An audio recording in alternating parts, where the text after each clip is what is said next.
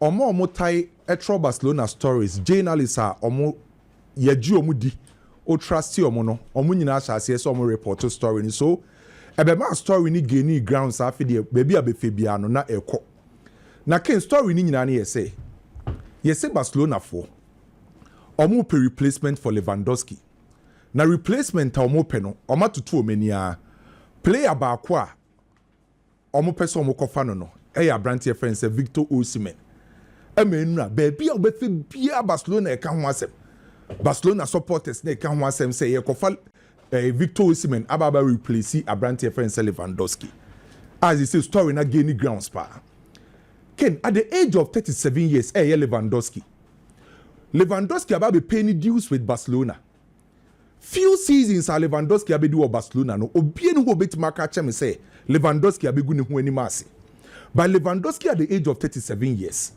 Barcelona and team rely on Lewandowski biem the next 2-3 years and hu be hia say moving forward Barcelona ba ko pen replacement and no anaba say Victor Osimhen one of the candidates Barcelona for a monitor se Barcelona e kope Lewandowski replacement e wo se Barca e kope obi a oba no imprempren ya wo ni mugidie say obetima be perform very well obetima be ma numbers no at the same time age e won the side say age ni mpokran the next 3 to 4 years obetima bo and obi bia onim Abrante friend say Victor Osimhen bia nim say imprempren ya say okofa Abrante friend say Victor Osimhen e ma ne be sha wo setup ni ma ye ma instant results Victor Osimhen ebetima ma sa instant results no because obi a we prove say team bi obekọ bia no okoya no or to tontena no or ma performance any results are open at the same time obetima ma the next 2 to 3 years 4 years na den nim no based on the age no Victor Osimhen betima about the next 4 years e the amount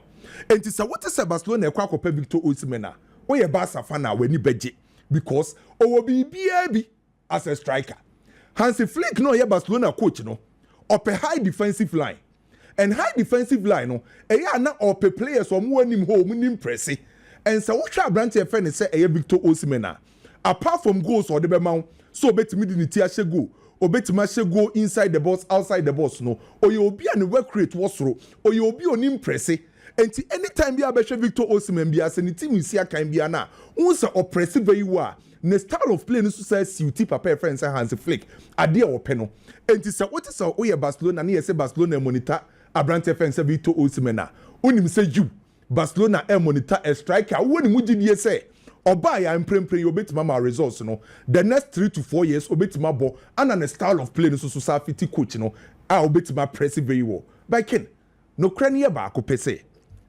Victor Osimhen Galatasaray for kwa sign no from Napoli omo ko sign dey no omo sign no na no De Laurentiis eji 40 million euros every Galatasaray ho ana Napoli for kache Galatasaray for say omo 1 year omo sanfa man betua 35 million euros enti Galatasaray for tua 75 million euros ana kofa Abrante fence Victor Osimhen omo tua 75 million euros no Napoli for sa di shemu say Galatasaray for say tona omo Napoli for no 10% enti kin imagine say Victor Osimhen okosa in Galatasaray 4 years enche bia Galatasaray for etua 75 million euros Napoli esa 10% sale on clause Victor Osimhen currently oji 18.7 million euros a year.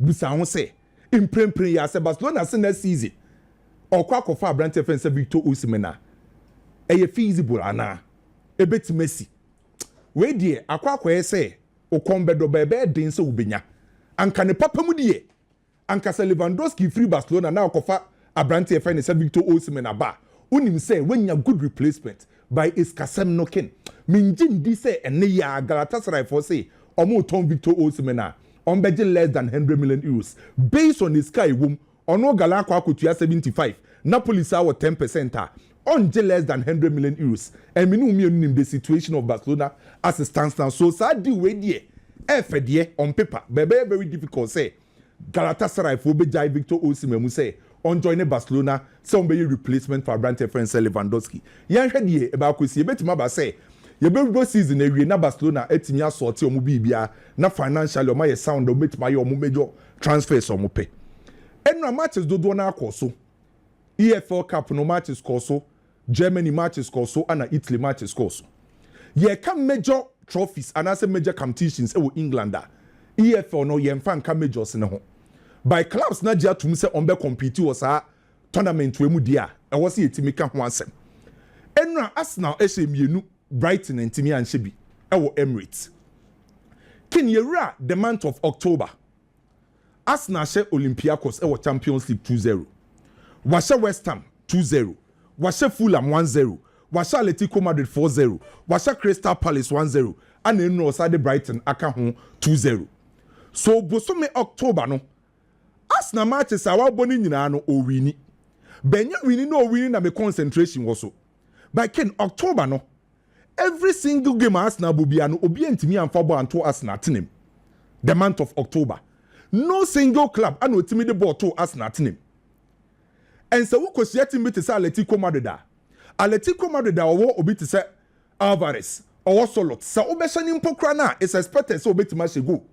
Se uko Fulham fie oba ko wini against Fulham mpokra na ye hese Fulham betima to atena de tiaw.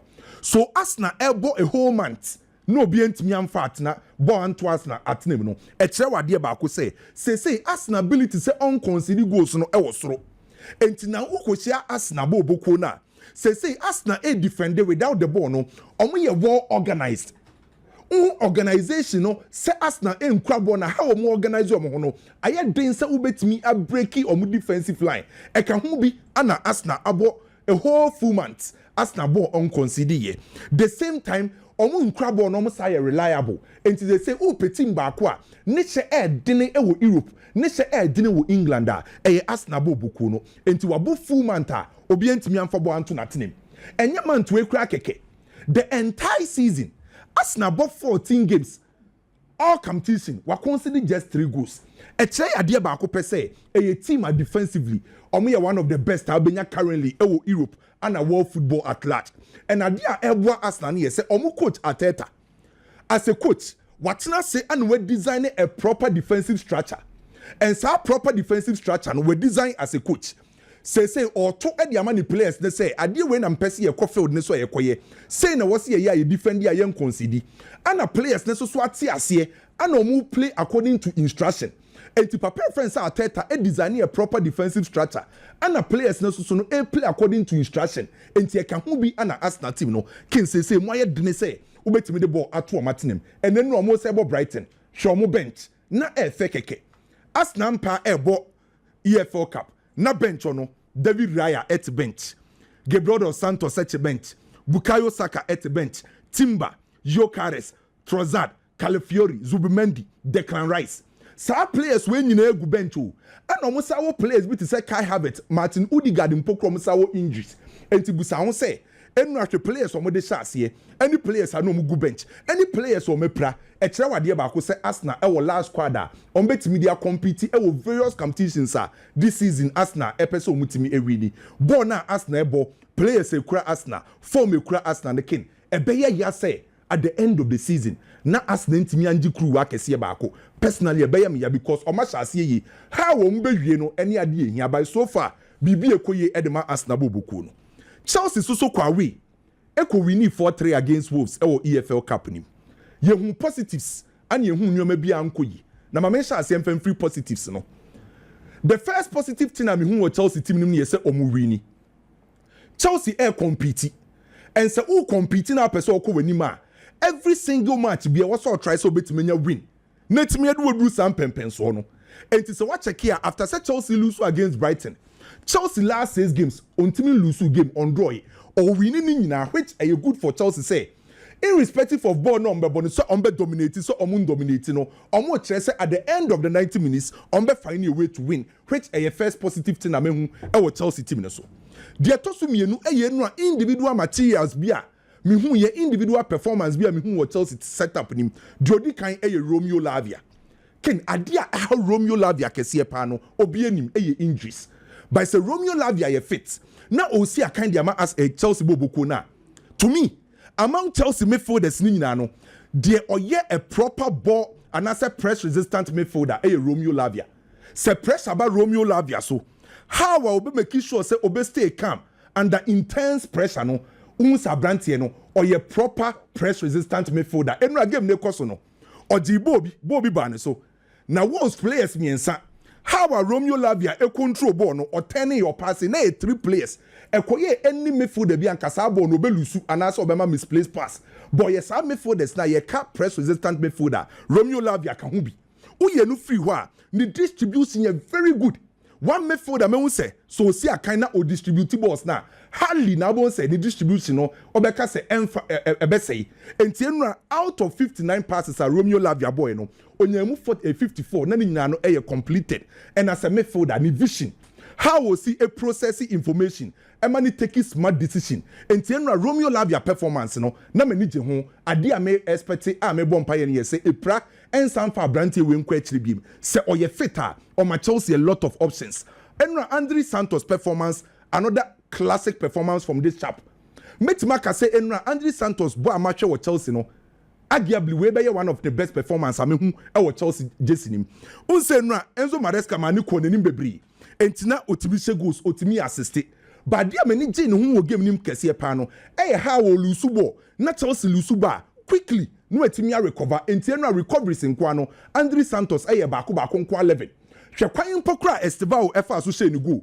Andre Santos na ko pressing no ko wini ball no ma branty efa ni say Estevao so enra no so performance no was through then Gatins ye she season ase no na expectation no wo ne side no by now we say wasase ya no you slow na the confidence no form kakra by gradually Gatins confidence neighbor and say we a player now confidence na sha se ba time bia na ema believe your abilities are ewo mu at the same time ema to make sure say we make difference no make effective decision and many are just getting say no ne confidence na gradually eseba Estevao de ken enya afi na ye beka na asem getting say no Estevao hwana ne hu hwana fa ball na ne hu median kameyi Estevao de because Estevao no talent to change Getins no but say Getins no hu pa ni hu ba de be ma Estevao no ono ni so decision and the calmness no plus because on say no pana wo bomasi say odru goalkeeper nanima how wo chip ball e dey fa goalkeeper so no enu hu Estevao de no yeah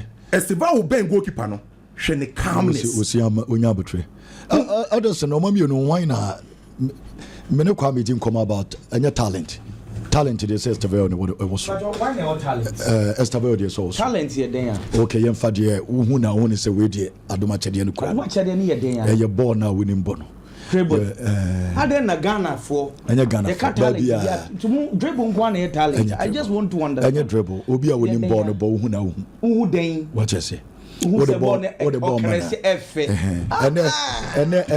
no Estevao mo ball ne fe na ya mo ayi fa na se ba akwa yi Jimmy Getins ne nkofo ya mo de to America be dokumo na Jolie Lewis me bobi Michael Osena no wokotoko Ember Power ajogu ba ko bi wo has o ma babu bi dada wo na o time na Lawrence J that time na we mu no yen kan mo nka footballers wo and no mo na e bobo no maybe and no mo na e di football ma mo na nka langa bobo Jidin as say you 60 million the toss players no keche no say mo say your papa heart of folk legend polo so polo mo so ye bi o so look at the Messi kram be na say polo de mre bi kram me o come me say ball na boy no de nya bi ne enkran kra ball mo ken me pa mo cho me de bia wo ba me de say me so de maka no e de say me no tie Goalie we see some players na no move round the ball to America say Canadian compete pa ana ade nka ne omandidi Michael Osimhen power ball ben and now apart from the make two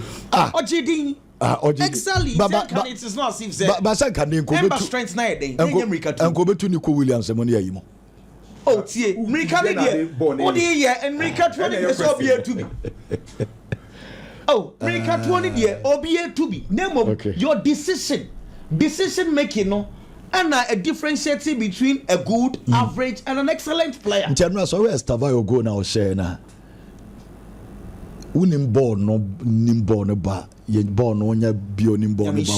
Intino yesadian. Intino ken. Because we almost said Messi, Cheche Fabrizio. High speed. So the ball no corner speed. Would the America na odu betim do na iden. Ashase. Unsa no say Lukaku muntimi. Oh, asam na Lukaku ano o ti the baby na open so fire ne keke. Say Lukaku. Asam ni say eye dan Come striker. Come. Say Lukaku ye be fa Haaland. No, o enje Kane de be fa Haaland o sisi ya. See o me obi o talent enye obi onim dribbling. Okay. Obi o talent enye obi a ball ni danana no a efe. These are parts of attributes that makes you talented, and yet the only. Obio talents, any Obio take good decisions, born on and off the ball, and in Obio talents. But how no Ghana no, through Ghana. Just say Obio dribble BIS on what talent. Name those people apart from dribble, onim dribble or no, yes, onim bornable. I don't get it. Haaland, he takes good decision up front. Only talent, Anna. Haaland on dribble. Name one of the difficult things to do are your positioning. Yeah. Penalty box. Every day you are crowded by a lot of people. In see, Adrian, how do you position yourself even as a striker? No, it's difficult. In see, so to me, yes, sir. No, otimi practice and now otim sound so eshe goals. The art of goal scoring. Can't we say he's talented? Or is it that someone dribbler yen can come? I will continue to debate it. As idea be a pleasing to the eyes be a sen Hey, Ken, let's say. 2 seasons ago, 2023, and now discussions, and then you didn't come on. You see, Chelsea team no indiscipline abemu dodo. Patron komo 2 years ago. Kwame obekai. 2 years ago. Na ni ewie season no, and you go for Premiership charts at the buy. See man di yellow card pa. Na a Chelsea, can't if I'll get it. 2023. Under Mauricio Pochettino. Your boss season in no. Yes, Chelsea na indiscipline. Any mukra Pochettino no ready card. Ne striker Nicolas Jackson no can be. Chelsea team ni be baller. Yellow card song. And that television also. Your real season, that was the chart. Chelsea earned 105 yellow cards in just a season. The authors na Wolverhampton Wanderers. In 2023 under Mauricio Pochettino ye complaints is out to the extent say or your interview on the Chelsea or more media team no cry interview I'm a Chelsea official website e capture and that television also. Pochettino addresses Chelsea's disciplinary issues. This is Chelsea's official statement. Into 2 years ago, Posh was complaining, say, yellow cards, no doors for Chelsea, don't do. Last season, yes, also bought Premiership in the year, you know. Team a D yellow cards, pa, na Chelsea number 1. And at that television also, 99 yellow cards.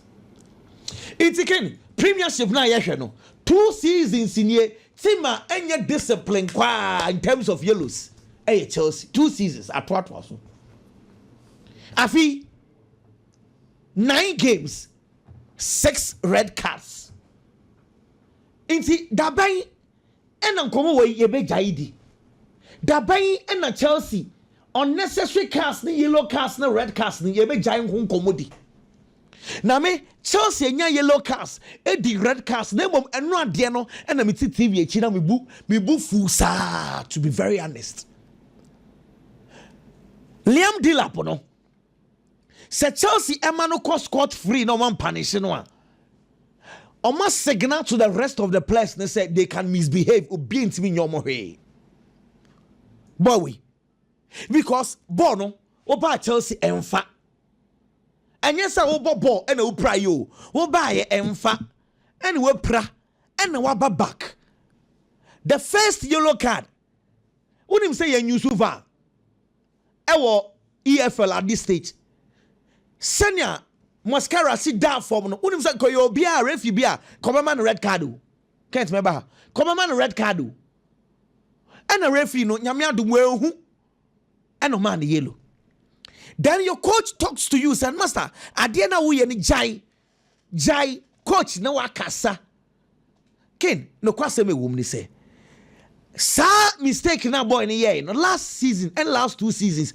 Ewiasimu Nicholas Jackson sa ye dinner time he was doing similar mistakes. I remember one example with Chelsea in Newcastle. On his Spian Botsman, born in Urban and on Spian Botsman or in a butcher. I see the yin no na butcher one no man red card. Bishop English media yenya English media no come we Nicholas Jackson. Why are they quiet on this boy? The second you look her boy no and or then a butcher no a one. Now where the red card area show remorse. Can't for picture the man. Na Ken you shadi. Who player wa ba coach I want to say men the red card. Who the red card here? Oko or stress I say shame fun who cry on a brabo. What? What? That's an infano. Hey. Just say oko no on show any remorse say bia we boni bi e bia coach a cast match me mentie and all stress or stress no do koy. Ebi mo se number 9 curse na nya no. Ende mum be no krabum. Just say the answer. Em say no. De ka ko na de em say ade no. Em say there's not crowd so dey no de no ko number 9 no. Em say ache no ampo. Fakao, Fernando Torres, Higuain, Alvaro Morata, Aubameyang, Romelu Lukaku, Tammy Abraham, Liam Delap. That is a list we man fair to Tammy Abraham. Oh, send the numbers are sending bad. One should go say, but that time Chelsea should go since only leading here in terms of going to but I mean, send striking and any been an Chelsea. And again, honestly, me share nimu. Momo nyen internal issues. Ken, I would want Chelsea to give him punishment, not internally. Omomo biam better say, Adiana boy ni yeno, and you're unacceptable. De tosubio. Anna Slots. Ken. Anna Slots na nseniama nkoyi na eto de bia ni statement ni bi susu wo hɔ a ɛyɛ na ɔnya careful kakra ma unsa pressure aba no so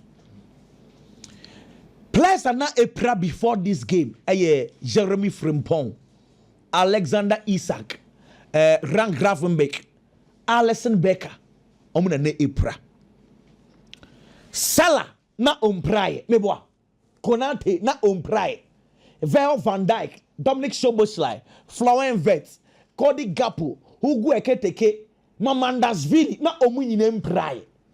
Eye coach ni decision say moment na bench mpo. Tio. Eye coach ni decision say bebo Real Madrid, bebo Manchester City, bebo Aston Villa. Enti no, mo de amon kwat na stance ni mu. Eno na ever say Mohamed Salah na odi pineapple no. It's who decision say wo players no one moment na bench mpo o de omkwa na stance ni mu se Chelsea decided say or the Moises Caicedo or the Enzo Fernandez and the players na bet na bench o moment na stance mu na ye ball no do mu bema. How and why are you going to come on press conference and say yanhwa the bench na the bench no new options na yanhwa hwe Chelsea na yanhwa hwe Manchester City bench? Chelsea could have decided to say born now or born after making about 10 changes in quarter in about a good bench and I swear they took a decision to say they would rather let their players stay on the bench unlike who are in a slot or castle place in the stance. Then you turn back and say I'm a place number one mini enough squad after spending close to Sisika papa where your man fee. Show honestly last season this season was squad nusa last season this season ono kan ina bom this season enti obesre season sikaya de man last season one tobia and this season kan ina and aka sikani nyina abom and you say phobia last season this season kan no problem yes Anna Slot hey positions are who feels that we are weak or no top players be shim and okoto Hugo Ekitike by no was starting year. Still, what's up, Alexander Isak? Oh, no problem. What could top players I will pay you? Then you turn back and accuse the owners and say, I'm a squad now, me one usa. Meanwhile, squad now one and Gassan, what do I want? What's not standing? What's that amount? That's not bench. Oh, okay. Garnacho. Okay. say there's a difference between being confident and being arrogant. On say normally Ghana say obi a confidence surprise or you arrogant. Inti amanfo said that sense so nasi. Ghana show you that television you see. It will maybe Spain under 18. Not the go-to man. Not we can be. Wait. Spain national team under 18. No ne Arsenal defender Mosquera. Real Madrid striker Gonzalo Garcia. Omna na ebo Gavi. Barcelona's Gavi. Omna na ebo Spain under 18. Now we esan say ne papa if Spain ne mame and Argentina. No bet me about Spain, bet me about Argentina. Spain if wanna say they could have gotten Lionel Messi no when we no more check. Argentina, Spain, later and no Jai Spanish national team. Everybody the Argentine national team. And no more attention back on Anno. And was about Manchester United. No question me woman say a jar or soy at age 16, 17, no. And yes, I jan no kutemu sisia. Okay. Me a show so no ankasa who could be san sisia. Or you so onyendu wait, only sa talents na. On one ankasa to the be a feel so woni bi. Samo. Ken, I have you. Obianka so onye heavy. Heavy. Obiabo United about Chelsea. And Nuntina and on says say this is the problem. United na anfa no Chelsea na any rescue point. They say no the way at Jamie Giddens was start see a page abano. Say obo at this level only need bet share game time. Inti I was say Ghana cho ni mom and the cherry asene say still na born di animu. Only 21 years there. In can go baby awu. But it sounds say on one kasa free attention ban home at early ages no. Among for fools a Ghana cho cry when he and our floppy. On your flop. Uncle baby, he's just 21 years. Just that he was overconfident during the early days. I don't know about to this situation. See, 21 years. But when you know, players will be more answer money. Nana only say, "Oh, you Jude in your case 22 years, Ghana to 21 years. Yeah, Jude Bellingham 22 years. Ghana to 21. But we didn't say." Ghana Premier League. Walk to the enemy. To walk to the enemy. Okay. To come out then Chenny I shall say retire almost one yini, but no yini a dino no yan and tem. Okay, and no year for cup games in a Barcelona. There were two teams almost catching my attention. So two teams, you know, a Chelsea and Arsenal, and for two reasons. The kind of squad Omumi Nikita this season. Bako de ne animu ya anichina. And a bako so de one for the future. Ken, first of all, my mention here from Chelsea. And no her Chelsea team normally start a game, no. And the players are normally available at the match Chelsea Bobokona. It goes back to aging command this year. In football, Adiabako minimally say most of the players epic, and the kind of performance and Nipa don't expect so mubinya around 24, 25, 26, 27 years. So time now because the player Messi adu the prime more Bobby I expect say so Bobiano obetimi abodi ama because that time no experience no wa picky be no about be nya quality based on the experience our picky e will game mu to become a better player. The Chelsea players that played yesterday yenhwe mrante no mu share goals no any assist no Jordan Hato aba Chelsea as a young player. Possibly, se Kukure ya new one chenebia. Player as we speak, possible so be the left back position. And the match Chelsea bo bokono, Jordan Hato. And now or contributive goal at the Chelsea from the left back position. Ken or 19 years old, Jordan Hato. Number 2, Andre Santos or assist a science chair. Andre Santos bar Chelsea every opportunity he has gotten as a player. Watch this one in ball. But looking at the position, more competing, and on Amana they say on a lot of playing time. Andre Santos are here in Hong Kong, and so you're 21-year-old player. Jamie Gittens, Enra, on also assist a share, over 21 years. Tariq George, 19 years, he got a goal yesterday. William Estevao Campodia, the least said about him, the better. 18-year-old, Ofi Brazil aba Europe no aba Premier League in the first season and it baller all but anytime he gets the opportunity say onyamfie ni bika ho no onyamre ni bika ho a one des akwada ne betimi ayama Chelsea no ebebro adwene ntiase so or just 18 years Joshua Champion played over 19 years and look at the commanding defense akwada ne body ma Chelsea bo no ni movement ni bibia we twe wonom twe say akwada ne years to come obeba be one of the best in the game. Romeo Lavia was 21, Garnacho 21, Bonanote was 20 years and Amagi was 19 years. These are all players are almost Chelsea squad anymore. And let's imagine without admitting. So Chelsea Bobo Kono within the next 2-3 years.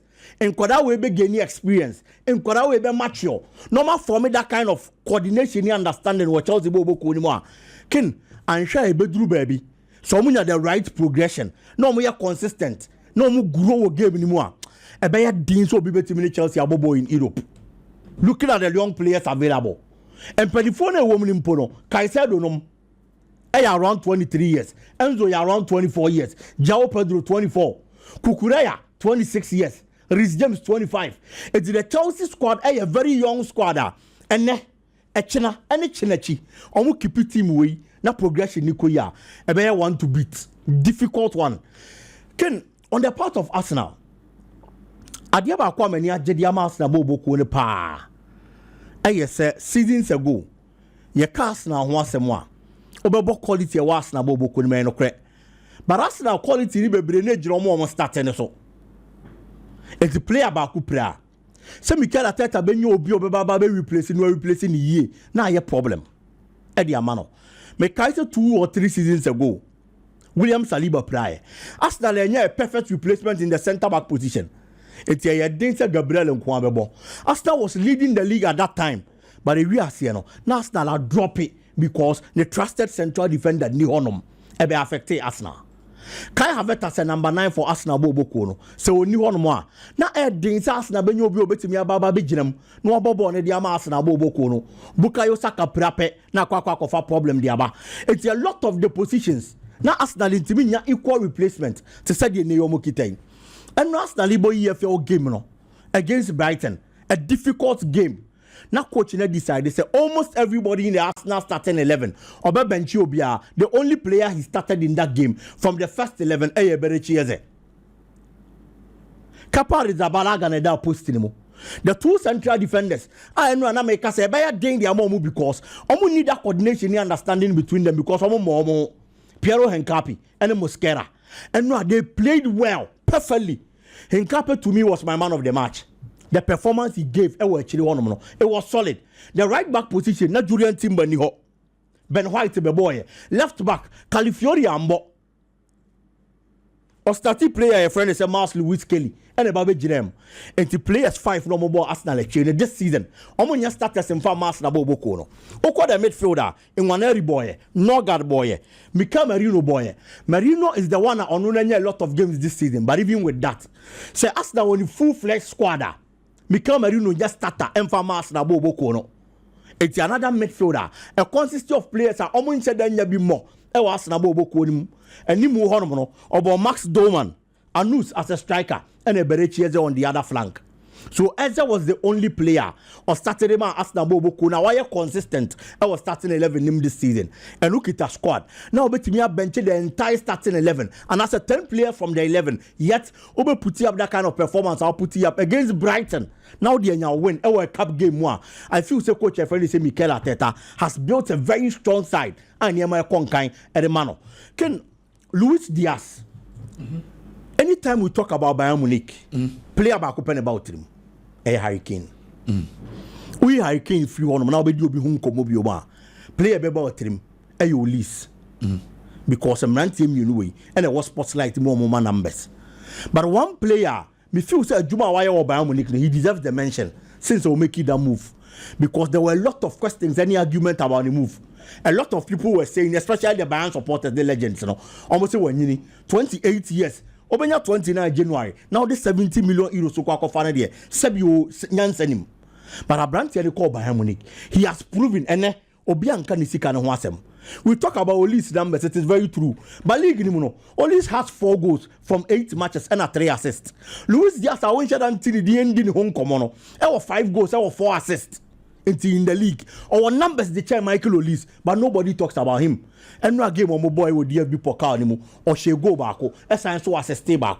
This season so far, the matches are born in 14 games. Was 8 goals and our assist 5, 13 goal contribution. And then well, prove your more no more doubt is at the age. Yeah, this is Baba finally wrong. And it makes me happy for such a player. Say what added that kind of quality because Bayern needed that left winger because Leroy Sané ko Kingsley Coman ko. Why na ye kwa Fara Baba share one more bit me aye Jumano and they falling on him. But people were doubting the capabilities and the quality, looking at the age. Any mover or make it. And for him to put up this performance at this time, me feel say attention necessary corner so. Police no more bomb. Oh, just no. Oh, oh. Now the deal up with you, say just meet my abu. Oh, of course. So deal up on more Jackson. That's not one he keke. Now they say deal up nimbo, deal up bobo. You do Jackson. You do Jackson. Deal up no. You do Jackson. Baby. But no crew woman so till crew no way juma. No way more he. Jackson and who you go for him. Say crow call your yes or man crow we crazy crowd your back. Jesse Grumman and Chevy. As you said, Oba just say be on motor. Baby, on my style and me, on dress and one. Sat down at the so be bathroom. A whole mom dress. Just for me to meet you. Your mother, some cast a corner also. Okay, you're fancy. Okay.